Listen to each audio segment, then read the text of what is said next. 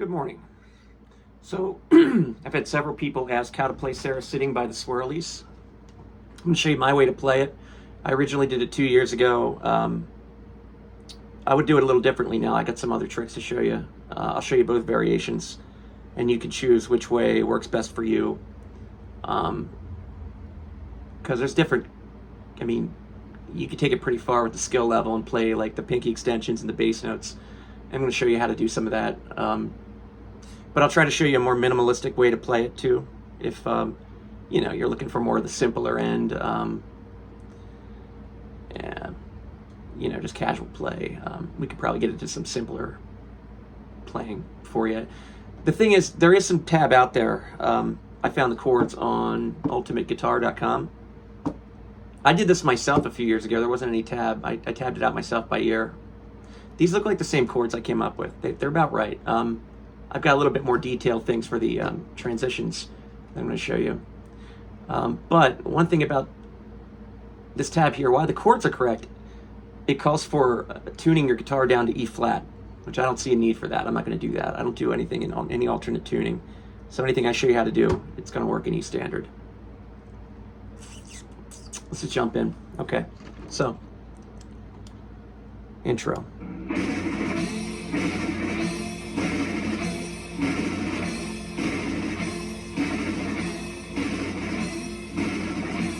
Eight counts, right? Okay. The notes, you're just hearing F, jumping up an octave, and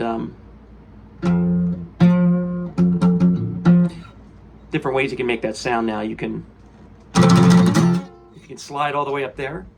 You want to like slide into first bass there. And actually, if you're making a full bar, maybe leave off the top piece so you get that. You know, because it's not really a major or minor that I'm hearing in there. It's sort of just like a neutral third, sort of power chord. But the reason I'm doing this is because the bass note, you can make that come up with it too, and you can get that.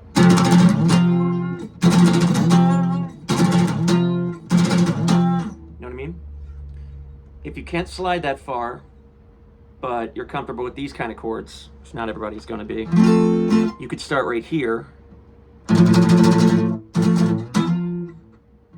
You could just, well, no, you can't be. Or you could, I don't think that's easier. I think the other way is easier because your fingers are staying in this shape. And now having to reformat the fingers, to me, is the best speed buff. Because, you know, you want to get your ducks in a row. All right, that's what I think. So you get through the intro. And again, if you can't do all that stuff, you know, you can just, I don't know, I guess. That part of the song is a half a step lower than everything else. The song kind of shifts up half a key. So it kind of goes from that F sound to an F sharp sound.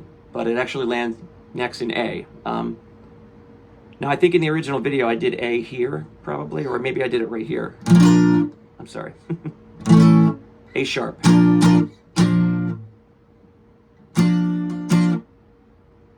I'm sorry, it doesn't go to A, it goes to C sharp. Yeah, C sharp. My bad. Now, you could do C sharp right here. Fourth fret on the second string. It's doing a power chord. You really want to kind of make the full C sharp sound if you can. If you can make the full bar. Now, if you want to go for the bonus points, if you can get your pinky up there, Sarah sitting in her house. You can get those little accents, those extensions. Sarah sitting in her house. And then what, F? Yeah. So there's another way you can do the C sharp though, and this is the way I do it nowadays because I'm just more comfortable with it. I've moved into some weird grand bar chords, and this is a C style bar chord, which, you know, your C is right there. If you move it up here, if you can do a C bar, you get a C sharp, and I love that sound. And the reason I do it like that is because then your extension is right there, and you can do the Sarah sitting in her house, and your F sharp It's right there. So if you take the hit on the front and do the harder chord, you got a lot less reaching around to do, and you can just move it back and forth. I don't even have to look at it. I play like that a lot. But if you can't do that, just punt. Take the C sharp up here. It's okay if you can't do the accent. That's the bonus point. And now you've got one of these very common F sharp to C sharp intervals. That's like 90% of the song is going to be right there. So let me show you one more thing. One more added bonus point. Now, if you can do this, you can also play the bass notes, or some of the bass notes, and it kind of gives it more of a full feeling of the recording on the album. You can start with your pinky here, and then move it down here on the second. This is extra stuff, but Sarah's sitting in her house, paint each nail, it's like a wall. I'm sorry, B major 7. But the bass note is F sharp, so I went.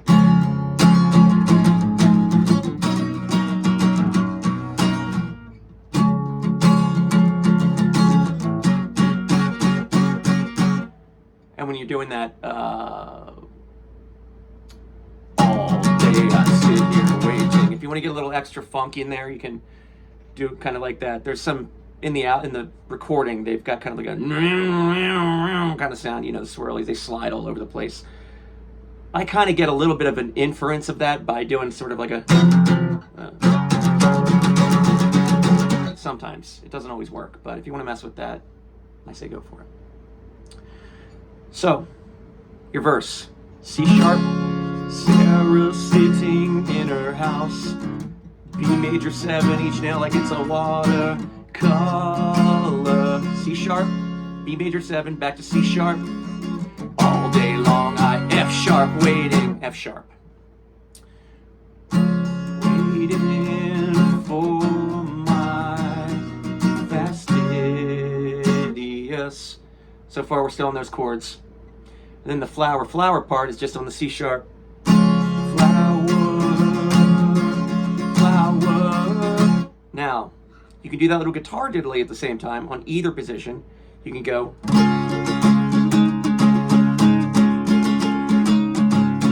Or you can go.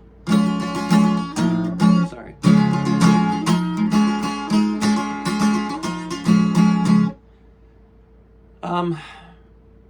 And that pretty much covers the verses and the chorus. Now, the bridge part is I don't know if I remember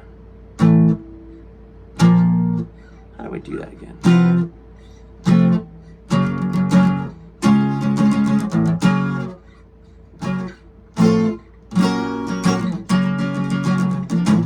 Yeah, sorry, I had to figure it. What I like to do for the bridge part is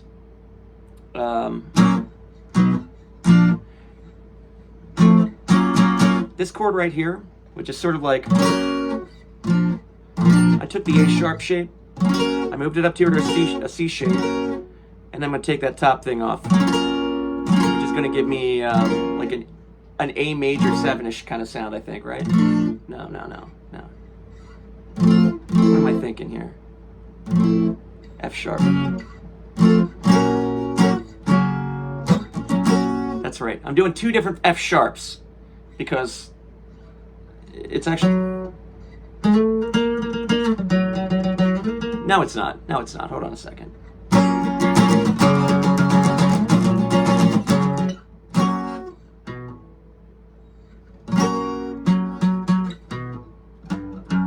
Yeah, I'm doing it. I am. I'm just doing two different kinds of...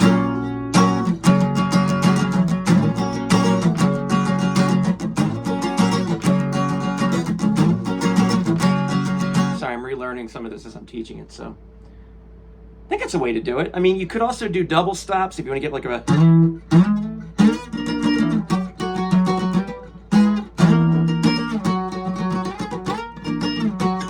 But you probably want another guitar under that to underscore it with some deeper notes.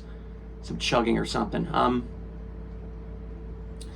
Yeah, I don't think there's much more I can show you. So I'm going to leave it at that. Hope that helped you. Thanks for watching.